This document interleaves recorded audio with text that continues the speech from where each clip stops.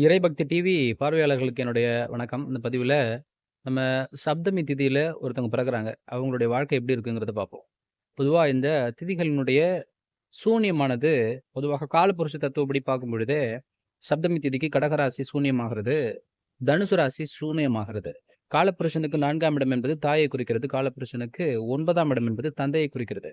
இந்த குழந்தையினுடைய வளர்ச்சியில தாய், தந்தையினுடைய ஒரு பெரிய பங்கு இருப்பதில்ல.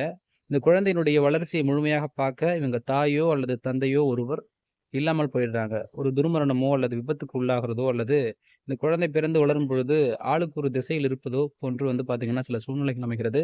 படிச்ச துறை இல்லாமல் வேற துறையில இவங்க சாதிக்கிறாங்க. பிறந்த ஊரிலிருந்து வெளியூர்ல இவங்களுடைய பொருளாதாரம் மேம்படுது. நெறைய மன கஷ்டங்களுக்கு ஆளாகுறாங்க. திருமண வாழ்க்கையில ஒரு அதிருப்தியை சந்திக்கிறாங்க அப்படிங்கிறது பார்க்க முடியுது. உங்களுக்கு இருக்கா? அப்படிங்கிறத பதிவு பண்ணுங்க. சப்தமி திதியில் பிறந்தவர்கள் மட்டும்.